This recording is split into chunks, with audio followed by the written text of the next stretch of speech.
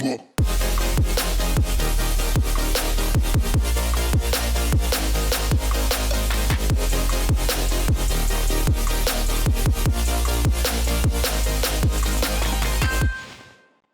welcome to the Data Center Hawk, or the Hawk Podcast number 13. Wherever you're listening from, watching from perhaps, we're really excited that you are joining us today, and this is a really fun day for some news that I'll share here in a moment, but I'm really excited about this podcast. In fact, it's a little strange because, you know, most people would kind of shudder at the number 13, like that podcast to be excited about, but of all the ones we've done, I think this one has the most excitement for me. Before I kind of share why I'm so excited, I do want to say, just thank you to everyone that has listened, shared our content, commented on what we're doing. Like it means a ton to us that you'd participate in what we're doing from our content side of things. So, if you're someone that has done that in the past, we just want you to know we're thankful for it. It's an easy thing to say, but I really mean it. We're really thankful for those that have, really enjoyed what we're doing and shared what we're doing. So thank you. Keep it up. And if there's others that are just joining us for the first time, we're certainly thankful that you're here. One of the reasons and the main reason I'm so excited for this morning is that this is probably the biggest change we've had in our podcast or content, with the content that we've produced over the last 18 months. Today marks kind of a pivot in a good way. And that is that, no longer will the voice of David Liggett be the only one that you hear, which is, I'm sure some people are like, oh, thank the Lord. But we are adding a team member to the podcast, so it's my privilege and honor to welcome the great Mike Netzer. Great. Thanks to be here, David. To the to the podcast. Mike, welcome. So Mike's been on our team for a long time and has a great, interesting take on the market, and so I'm certainly excited to get him to participate in this podcast. And so he'll kind of share some of the things that we're going to do, but we're going to go back and forth on different things in the industry, changes that are taking place. So anyway, Mike, really excited you're here. So for the listening audience, so I know you, obviously, because you work here, and then we're friends outside the office as well, but for those that don't know you, let's do just a little Q&A on the life and times of Mike Netzer. Let's do it. So tell everyone originally where you're from, where you grew up. Originally from Idaho. Idaho. Not Iowa. Okay, well that's important. That's important. It's an important distinction to make. I love it. Yes, what are some of the things you like about Idaho, being from there and growing up there? Sure. Well, as I like to say this time of year, it is not 104. So that's nice. I was talking to my parents the other day, and they had a high of 62 in mid-August. Yeah, do you look at that the sounds high pretty in nice Texas? about now? Yes. Yeah, high yeah, Texas. at the same time. Many multiples higher. I love it. And it's a pretty country, right? It's a lot of mountains and lakes. There's a lot of things to do outside, and it's great. Love it. Okay, in your spare time, I like to fill in the blank. I don't know what spare time is, David. I have 4 kids. I like 4 children. Yeah, there we go. So no, but really really getting outside. That is your spare time. And typically it's with kids, but that's fine. And seeing some of the things. I took my son Elliot to Austin last weekend. We did a couple hikes. We did Pedernales Falls. We did Enchanted Rock. We did McKinney Falls. So that was fun. It was just fun to get out of the city. This big city is a lot to do, but there's a lot of fun things to do outside of the city. I love it. So That's awesome. Any chance I get out of the city. Well, that's good. That's good stuff. Yeah, You bet. you had fun trip last weekend. Well, that's awesome. Okay, so one of the things that we're going to do, Mike's going to walk us through some of the things that we're talking about today on our podcast. So, Mike, from your perspective, give us the agenda. What are we going to be focused on? Yeah, I'm excited. I think we're going to make 13 lucky again. We're going to get some hats made. It's going to be fun. Make So 13 lucky again. This is going to be the first of a 4-part series where we talk about some of the different challenges that people in the industry are seeing. Yep. And so we're going to talk about a couple of different groups, the customer or Yep. the end user, people who are data center operators, Yep. Consultants or brokers in the industry, and then investors. Okay. As we see, we've seen a lot of interest from the investment community over the last 6 months, Yep. especially. So Sure. talk about those different groups and kind of the challenges they're facing and kind of how to, navigate some of the the difficulties there in the industry. And, and let me just interrupt right there because, when we started Data Center Hawk almost 5 years ago, one of the reasons that we started the company was really to be an industry standard of information in the space. One of, my background is I was at a large real estate company that was helping end users with data center transactions, and I was always we were always frustrated because getting information and being able to really make decisions fast off of good data was always hard. And so we really went to be the standard of data in the market. And one of the things that we found were there were challenges with all the groups that you just mentioned.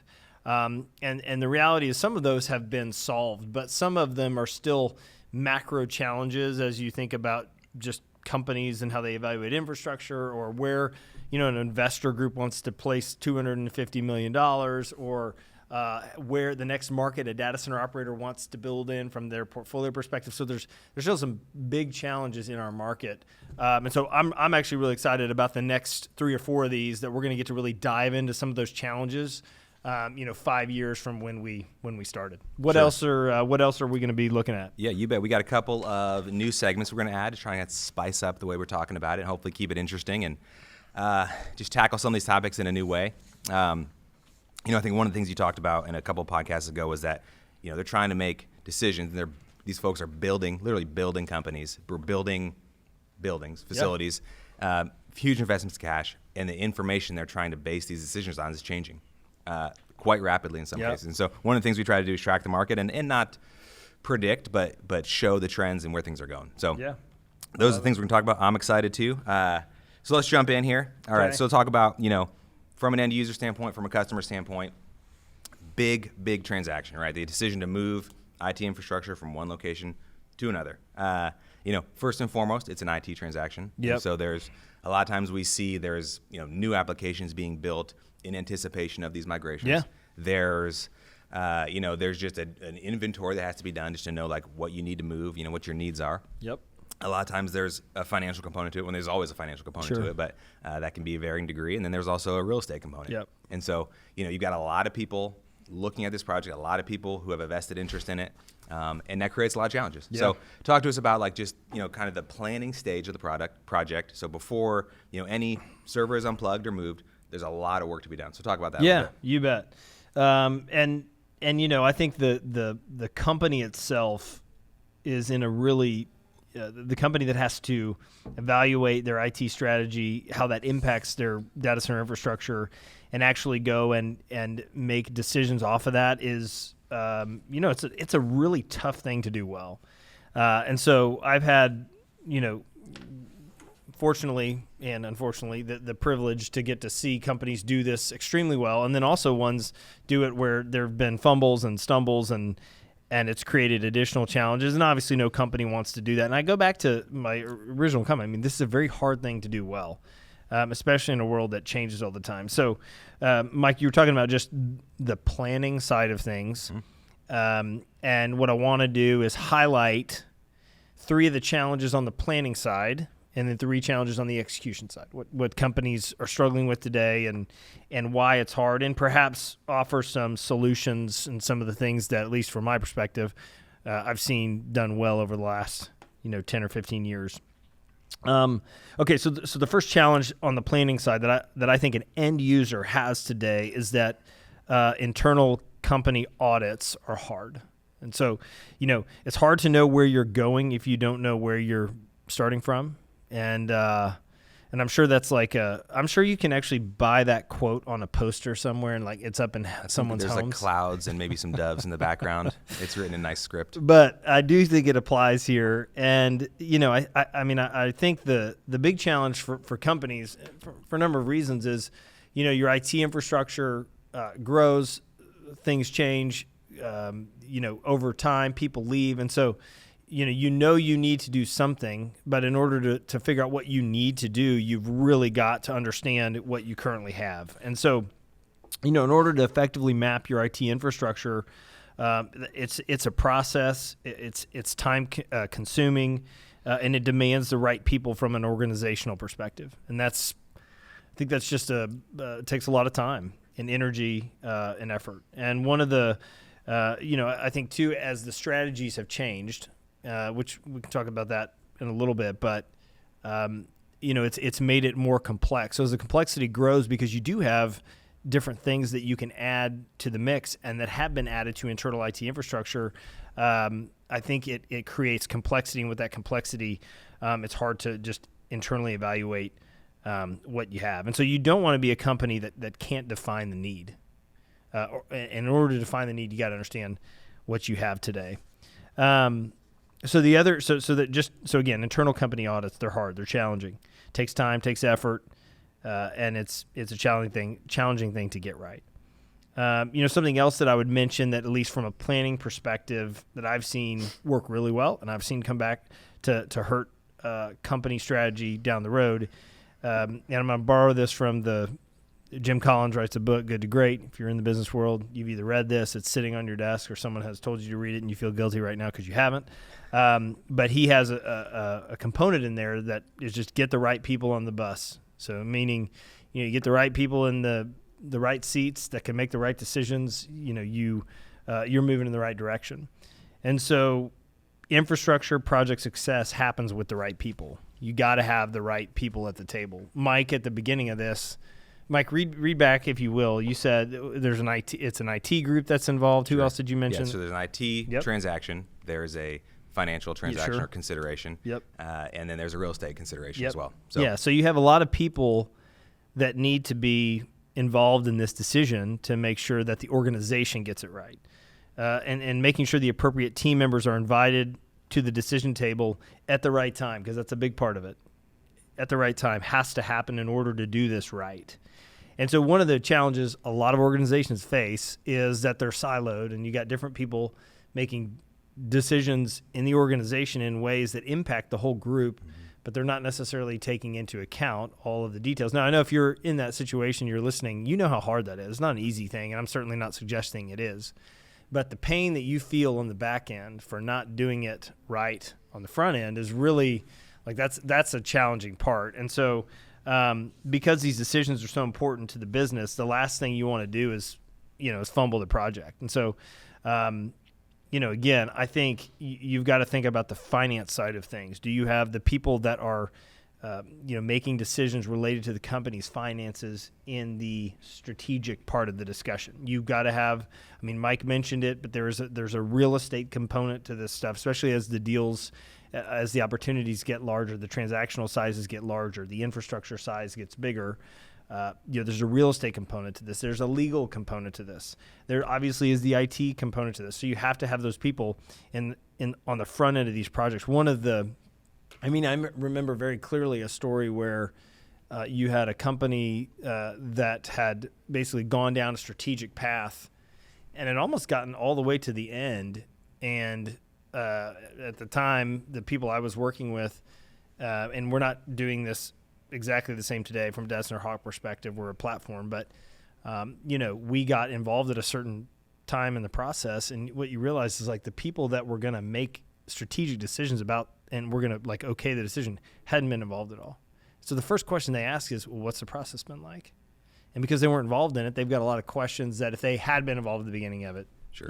And one of the things we talk about a lot is, there's an old proverb that says plans fail for lack of counsel, but with many advisors they succeed. And so you talk about, those people, the right people on the bus can be internal. Totally. They can also be external. And there's a lot of folks out there that have deep expertise. Yes.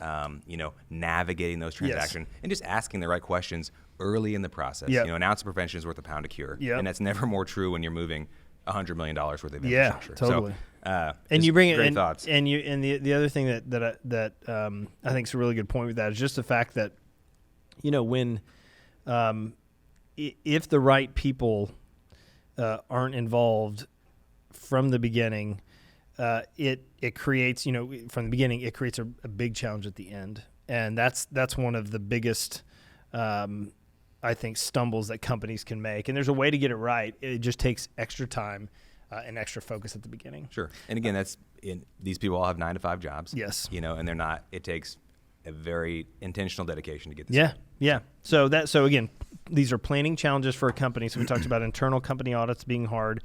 We talked about getting the right people on the bus. Thanks, Jim Collins.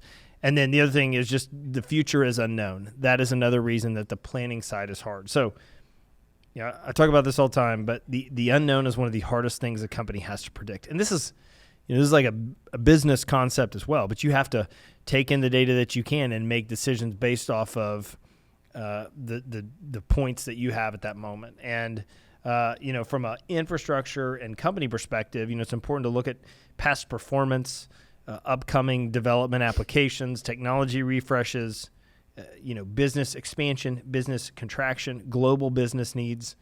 All of these things should be factored into an infrastructure decision. And that's why it's so important not to make decisions in a vacuum when it comes to IT infrastructure. And I think the best way to do this, at least the way I've seen companies do it well, and if you're a company out there that's listening and you've done it well, we'd love your feedback too. But it's really to be able to put a micro and macro plan together and do your best to operate on each one. So put a plan together that serves both sets of needs. Sure. And gives you flexibility down the road to alter the plan based off of some of the changes that might occur. Great. So those are really again, some of the planning challenges that I've seen with companies, that we've seen with companies as they're approaching their IT infrastructure. All right. Good stuff. So we've got a plan. We've inventoried our IT infrastructure. We've got the right people on the bus. We've thought where we're going to go in the future. We know, grow, shrink, etc. We've got a plan. Yes. But as Mike Tyson once famously said, everyone has a plan until they get punched in the mouth. So That's talk right. about some of the different things that can go wrong or different challenges once you've got the plan in place Yes. and you're attempting to execute the plan, Yes. i.e. physically move IT infrastructure. Yep. What are some of the challenges there? How to mitigate them? What are some of the things to be thinking about Yeah, as that's you're going to good. move into the execution phase? Yeah, and I just like to say any podcast that can reference Mike Tyson just automatically should get shared or liked even more. Yeah, I mean, one of the first things that I would mention is that all data center operators are not the same. And there are some data center operators, the way they operate or the way they run their facilities, the way their company's set up, that just make more sense for certain companies to pick as their chosen group to partner with. This is a long-term relationship. These are people you will be in the trenches with. There will be problems. And so you want to make sure that the people that you structure these agreements with, you trust and you believe that they can help you the best when the problems occur. And one of the things that we've seen from the data center user community over the last really 5 to 10 years is them pushing the data center operator to do more for them. Mm-hmm. And so it's important to know what is down the fairway for a data center operator, what they do well. Do they serve smaller customers or big customers better?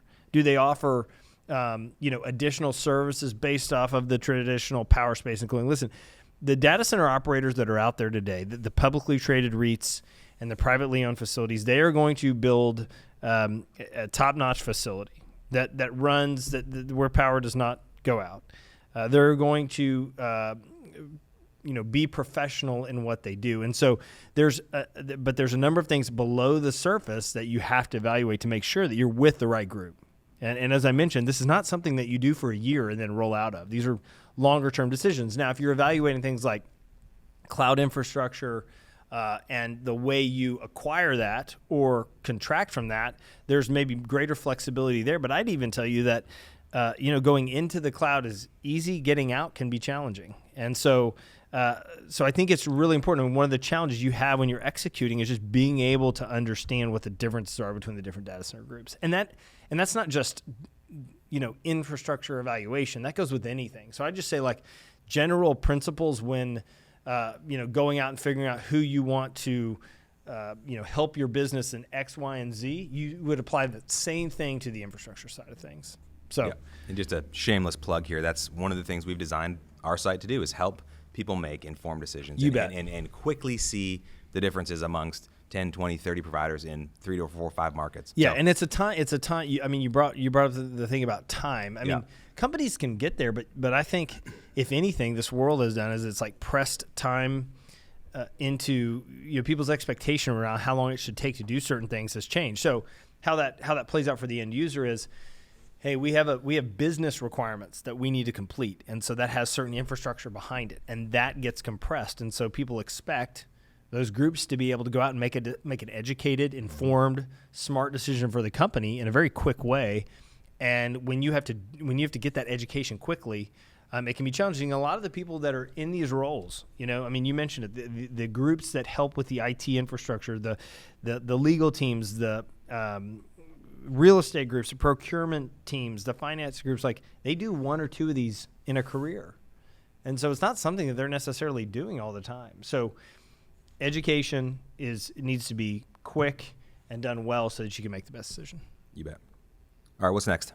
One of the other challenges that we see is just that the data center cost comparison doesn't always add up. And really trying to get a apples to apples assessment of what the solution is from just a cost perspective is hard. It's really challenging, and it takes time. I'll just mention this. While looking at looking at cost is important, it's not the only thing that you should base your decision off of. And you've got to think greater than just what's this going to cost our organization, because saving costs on the front end could create significant cost during the term or life of a project. And so I think there's just some wisdom that needs to be associated there with cheap is not always best, especially when it comes to your company's IT infrastructure. But if you think about the costs that are associated with a data center project at the basic level, if you're leasing infrastructure from a data center operator, there's some level of rent that you're going to pay. This is like your basic power, space, and cooling. You'll hear that, out there. And once again, the expectation is that data center operators will provide that and will provide that well. But beyond that, there's the way those pricing structures are set up and who does that benefit. And that's where, like, if you're a user, you got to understand if I'm a smaller type of user or a bigger type of user, which pricing setup benefits me the most, sure, and which benefits the data center operator the most. Some price, the infrastructure is priced with meter power. Some includes all the power. Power pricing changes in a market. Major data center markets, top of my head, would be, Northern Virginia, Chicago, Dallas, Phoenix, Northern California. All the power pricing there is different. So you might be 8 cents a kilowatt hour in one market and 4 cents a kilowatt hour in another. And as your infrastructure project grows, the reality is that cost will impact your total spend more. Sure. I will say quickly that underscores back to having the right plan and knowing, are we going to go from 200 kW to 3 to 4 to 5 to 6? Or are we going to go from 2 to 150 to 125 to 100? Yes. What is our plan to grow? Yep. Or is our plan to wean off and either move to cloud or whatever the case may be? And knowing that, having a really, really concrete understanding of that before you go and kind of go into the bid, part of the project, very good. Yeah, so, and the data center operator community certainly has benefited off of the unknown of what the data center user needs in the future. And I, can't necessarily fault them, but, companies typically take more than they need to be safe. And there's maybe some wisdom in that. But I think given some of the flexibility that's out there, it should be weighed in on the planning stages, which you brought up. The other thing I'd bring up is, if you're a larger user, taxes make a big difference from a state to state, city to city standpoint. If you've been tracking our information, our podcasts, and you track the data center market, Illinois recently announced that they have some legislation that is now more favorable to data center users. One of the reasons that you've seen the enterprise data center market grow and change the way that it has. This is, when I say enterprise data centers, I mean companies that own and operate their own data centers, is where they can get the best tax incentives. And this is traditionally the sales tax on the IT infrastructure. There's other taxes involved, but that's where the bulk of it is. And that changes market to market and has a big impact on the data center cost comparison. So as a user, you've really got to understand, hey, we got to get these solutions on the most similar level as we can and then do the best job understanding our costs. And it ain't easy. All right. The third thing I'd say is that data center location impacts cost and strategy for some of the reasons that we just mentioned. But data center users that are building a portfolio of whether it's, and it all has to do with how you've set up your infrastructure to support the business needs. But you might have one large production facility and one DR facility somewhere else. You might have, an active solution in different markets. You might have, different nodes throughout the country, throughout the globe that help you achieve the business needs that you have. But really understanding how the location, I've heard before, like you can build data centers anywhere. That's a true statement. It just costs extra money and extra time to build it anywhere because there's components, there's labor. There's a lot of free cooling in Antarctica. Yeah, there's no data centers there. Yeah, so, there's just there's some limits. A kind of a common sense approach to that. So, for the 3 companies on Earth that have big enough needs to do something like that, sure. But for 99% of the rest of the world out there, you've got to understand how location impacts, your cost and strategy. So that's really the way I look at it from a planning standpoint. Those are some challenges that are there and some solutions. From an execution standpoint, same type of thing. When you got to go execute that plan, there's some things you got to navigate through. But if you do it well, you really set your company up for success, not just today, but down the road. Sure. And in so many ways, we forget or we tend to lose sight of the fact that, this is a company's website. This is their billing system. This is their ordering system. This is their, trading platform. It could be literally millions of dollars at stake if we don't get this right. So and important to get that right. Yeah, and I just would, everyone participates in the data center industry. Everybody, just because you're not, and most of the people that listen to our podcast are data center industry folks, but I'm sure now that Mike's on, we'll have a whole different listener base. About that. But my point is, everybody is a part of this thing. Kids that utilize gaming systems, they're using this infrastructure in some way. Businesses that have nothing to do with, they're creating business solutions that are going to be housed in IT infrastructure somewhere. It's all part of this, and it's this invisible world that is really supporting all of the B2B needs that are out there as well as the B2C stuff, and it's changing what we do. So it's a fascinating, and I guess my point with that is that's why it's so important for companies to get it right. Sure. Because it has become such a big part of what we do and what we depend on every day. Yeah, absolutely. So great thoughts as always, David. Yes. So check out the show notes. We'll put this in a blog post so they can kind of be printable, easily digestible, for you to reference. If you're an end user, go ahead and check out datacenterhawk.com. We've got some great tools out there for you to use to kind of assist in this transaction as well. So awesome stuff. So the next segment we're going to do, David, is called Over Under. I know sometimes we're playing little games around the office. We'll say, hey, I'll bet you $1 you can't make this. Bet. A lot of fun. Absolutely. So we're going to do a game called Over Under where I give you a category and then a metric, and you'll tell me, is this metric going to be over or under the line I've given? Love it. So no money at stake, just your reputation. So great. No pressure. All right, so we're going to talk about a metric, and then I'll give you an over-under, and you tell me you're going to take the over, you can take the under.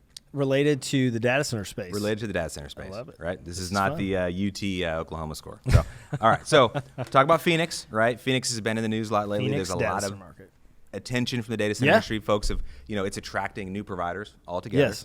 So, Compass Data Center is one example of a new facility there. So, and there's a lot of reasons for that, which you can see on other podcasts. So talk about this. In the next 12 months, number of data center operators who will announce or build their first facility in Phoenix. The over-under is 1.5. Interesting. Now, the way you put that, I'm going to go over. Okay. Yes. So here's what I would say. Phoenix is and I'm going to do this in 45 seconds. Phoenix, one of the most interesting data center markets. We've seen more people, more data center operators enter that market over the last 12 months than any other market in the U.S., maybe equal to Northern Virginia. But there's a game going on right now between kind of the middle of Phoenix, geographically the middle of Phoenix, Goodyear to the west, and Mesa to the east, and how the data centers flow from there, the requirements come out from there, I think will be a big part of that, and who does what. But I think you will see. You said 1.5 was the number. 1.5. So I think you will see over that number of new facilities that are built to the market. And what will be interesting to see is how many of those are leased. You bet. All right, great stuff. Next one is, so one of the things we track on our site is this metric called planned power. And so it's, AKA land banking. Companies have bought land. They haven't built yet. They said, hey, in the future, this land is going to accommodate X megawatts. So Northern Virginia, there was a massive land grab in Q3 of 2018. Yes. Went from basically a gigawatt of planned power up to 2.4 gigawatts of planned power. And that number has started to creep up even more. Right now we're sitting at about 2.6 gigawatts. So eventually, these companies are going to start to build on this land. They're going to actually do the development that they have planned. Sure. And so we think, this is the question, is that number of planned power, which we think is a little bit of a bellwether or harbinger for the market, reflects a consumer confidence rating. Is that number, so here's the number, currently we're at 2.6 gigawatts, gigawatts with a G. 2,600 megawatts. You got it. Will that number be higher or lower next year? So the over-under for planned power for Northern Virginia for Q3 2019, over-under is 2.6 gigawatts. Yeah, I'm going to say under there, and I want to, make sure people understand what I mean. I certainly am not suggesting that there'll be a slowdown in the market. What I mean is I think you've seen in the last 12 months, especially in Northern Virginia, data center operators recognize that having an abundant supply of inventory is really important. And that is a market right now that we've seen the most growth from, the hyperscale market that we track, that we've done podcasts on before and content pieces. And so I think what you'll see is companies that are going to focus on delivering the capacity in the next 12 months in Northern Virginia. The other thing I would say there too is, one of the changes we've seen is that, a data center operator today is not buying a 15-acre parcel to put one building on. They're buying a 100-acre parcel to put, 5 buildings on over a period of time. So I really think that you're going to see some maturity in that market, and you'll see, instead of the land banking continue, I think you'll see groups really starting to focus on portfolio building and spending their capital that way. The other one last piece I'd mention is, land costs in Northern Virginia are more expensive than anywhere, but when you plug that into the greater project, these are traditionally rounding errors when you think about the millions and millions of dollars that companies are spending on these projects. So I just want, especially the investor world, to hear, just because there's 2,600 megawatts of planned power doesn't mean those are being built today. I think someone would hear that and go, oh my gosh, it's oversupplied. Sure. Data center operators are delivering capital better than they have, more efficiently than they have in a long time ever. So you just got to factor that in when you hear numbers like that. Yeah, and I'm glad you mentioned that. If after the end of Q3, that number is 2.4, 2.3, 2.2, it doesn't mean that operators are bearish on the market. Yes. It just means they've started to build. Yeah. And I think maybe I would imagine if you charted price of land over the last 18 months, sure, you would see that may have caused some of the slowdown. Sure. And just general geographic, limitations. Yeah, and there's and sorry, one more piece on that. I mean, it's easy to think that you can just put data center infrastructure anywhere, especially easy in some of these markets that are Northern California is a little bit of an anomaly in the sense that real estate market outside of data centers is so tight. But if you're trying to develop data centers there, you're traditionally building, multi-story data centers now. And it's a more complex market from a data center development perspective. But you think of some of these other markets and you just think, oh, there's land everywhere that we can, build on. That's just not the case. Some people think that in Dallas, and I've probably looked at every site in Dallas 20 times in the last 10 years. And I would just tell you that not every field is a good place to put a data center. It has to do with power, has to do with connectivity, has to do with cost of land. So there's even today there's just not a lot of great sites out there for data center development. Great. All right, so that's over under. Over under. I love it. Taking the over. Come on, man. Phoenix providers. Yeah. New providers, and we're taking the under on Nova Planned Power. There we go. All right. So next segment we're going to call role play. Okay. Maybe not as fun as it sounds, but we're talking about, you're going to put on the hat of an industry professional, and you're going to tell us your thoughts on a specific topic facing the industry. So, all right. Love role play number 1. You are a data center operator in honored. a top U.S. market. Okay. We'll keep it sufficiently sufficiently generic at this point. And what we've seen and what you've seen is pricing continue to compress. Yeah, sure. Right? So we think, you're talking about transactional pricing. Transactional pricing, yeah. So we've seen that start to compress or continue to compress. And you're probably being pressured by certain folks in your organization to lease at a certain rate. Yep. And you're not seeing the market support it. So how and when, as a data center operator, do you adjust your pricing strategy? Yeah, it's a great question. I think if I'm in that situation, I'm thinking of two things. One, do I want to get, if I think about the next year or two, do I want to get market share, which would indicate that the deals that I am competing on might not be as lucrative as I thought in that situation? Or do I want to sit out and let some other people do that and then be able to, price my infrastructure at what I thought the market was? This illustrates a couple things. Number one, when you make a decision to deliver infrastructure into market, the decision time to deliver versus when it's delivered, there's typically a 6 to 12 month period, sometimes even longer. And so things change in that time period. So that's one thing I mentioned. The other thing I would say is, going back to your Tyson comment, you've got that plan, but then when things change and the market changes and you get punched around a little bit, you got to adapt. And you really have to understand if there's only 5 2-megawatt deals in a market in a 6-month period, how bad do you want to get one of those in your facility and build the momentum around what's happening? So, I think you've got to look at those two things.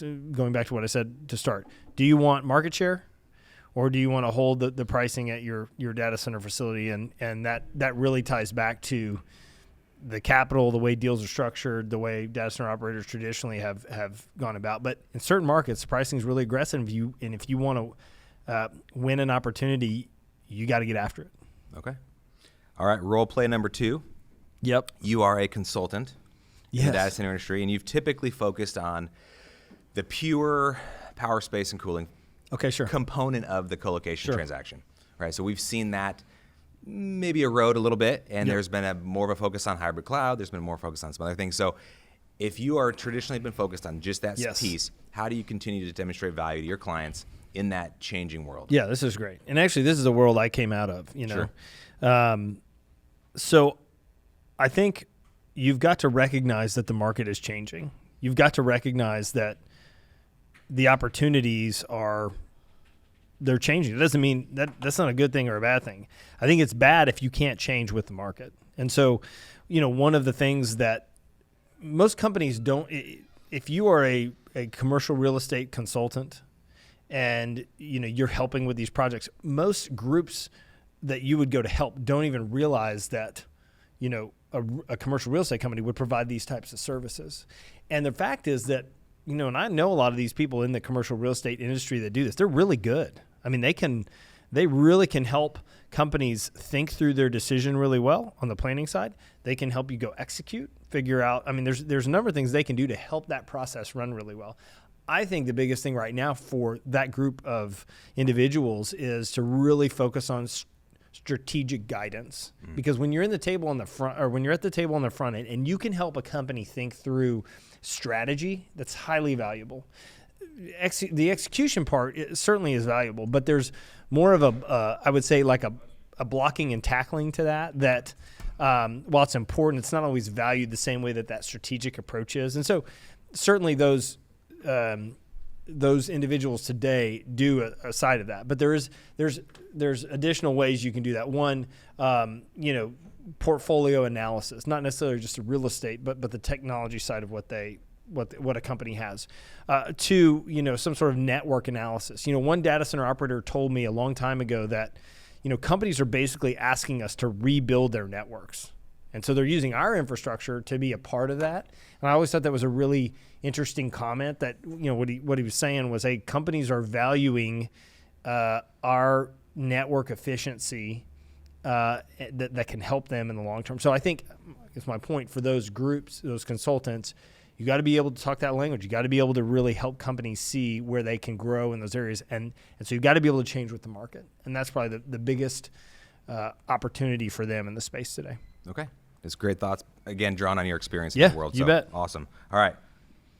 role play. You are now David Liggett, Data Center Hawk President. Well, this is and CEO, easy. So this is an This easy is one. an easy All right, so one. this is our Ask DCH segment. So Yes. we get feedback where we talk to folks in the market, we hear different things, and they want to know, Sure. what do you think about X? Yeah. So that's our Ask DCH segment. So one of the things that's been in the news lately is this moratorium on data center development in Amsterdam. Yes. And I'm not going to screw this up.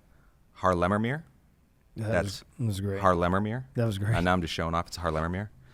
Which is, if you look at a map, it's like Amsterdam's like downtown, and then Haarlemmermeer is like just south of it. Yeah, Again, sure. that's where most of the data centers in that Amsterdam area are. So they said, hey, for a variety of reasons, which we don't need to go through here, Yep. but they're going to say, hey, we're just going to hit the pause button on development. Yes. So, thinking about, hey, have we seen anything like that in the U.S., or do you anticipate to see anything like that in the U.S.? The one thing that comes to mind, I think Loudoun County maybe added some building constraints. They want their buildings to look a little bit prettier. Sure. That's probably the closest thing I Yeah. can think of. And from you, the expert, to say, hey, is there anything in the United States that looks like that? Is this an isolated incident, or do you expect more of this? And then what's Yeah. going to be the impact on, specifically Amsterdam market, but other markets if they were Sure. to enact something like that? Yeah, I mean, so I think it's a really good and interesting thing to evaluate. Amsterdam is one of the largest European data center markets, and we certainly have seen an increase in companies that are looking at their European data center infrastructure model and figuring out how to make it more effective. So it's a very active part of the industry right now. As you mentioned, we won't get into all the details, but what this illustrates is, the impact that data center development has on different communities. And some of that's really good, and some of it's taxing. And when you think about power infrastructure and how mature a market is from a power perspective. And, the good news is, depending on the area that you're in, really depends on a community's reaction. It depends on a government's reaction. Right now, I think it's like global data centers across the globe use 2% of the world's electricity. And so it's a big deal. And I think we're starting to see the challenge that we have in going, hey, we are all using technology in ways today that we didn't even last year, right? But the only way we can do that is if the infrastructure is in place to support it. So the need is there. It's going to continue to be there. I don't think you'll see, areas across the U.S., even areas across Europe or other places, all of a sudden saying, hey, we can't develop data center facilities here anymore. I think that somewhat is an isolated incident. I do think that people are waking up to like, hey, what does it mean if we're in one of the largest data center markets, and what impact does that have on the community? And I do think there's government groups, there's developers that are working hard to get out in front of that and make sure that data centers are aesthetically pleasing to the eye. There's no permitting issue, environmental issues with some of the challenges that a data center can present. So I really think that's more of an isolated event, and you can do some additional reading on that to for people to understand why it's isolated. But I think like if you go to different markets, rural markets that have leftover power from, I'll give you a good example, the North Carolina area in the U.S. That was where the textile industry basically grew and then ebbed and flowed and changed. So you had a lot of power and you had a lot of water left behind that wasn't being used. And so then you had a number of big data center infrastructure users that came to that market and said, hey, we can make something out of this power. We can utilize the water. The tax incentives are good. And so that's a huge benefit to a market like that. So I just think everything is dependent on kind of everyone's mindset within the market they're in. And so certainly don't think we'll see moratoriums across the U.S. or anywhere else, but I do think people are paying attention to it more, and I think that's what this illustrates, is that people are much more tuned in today, maybe than they were 5 years ago, to the data center space and data center development. Okay. Thank you for that. So bet. just if you have questions or just random thoughts on the data center industry, hit us up on LinkedIn, Twitter, Facebook, Instagram. We're monitoring the situation 24/7. We have our best people on it, and we'll attempt to answer all those questions here.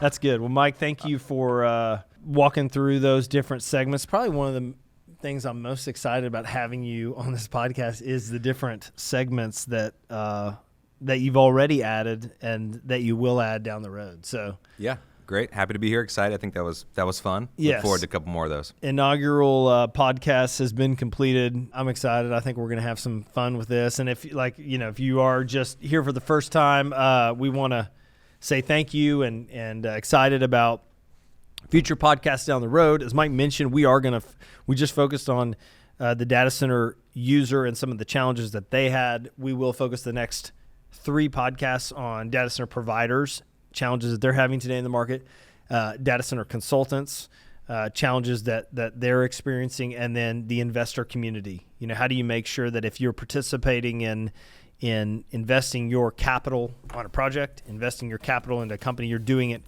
with wisdom and making sure that the decision makes the most sense for your company. So we're across like every social media platform that I can think of. I'm sure somewhere in the show notes that will be listed, but thank you for listening, and we hope to catch you on the next one.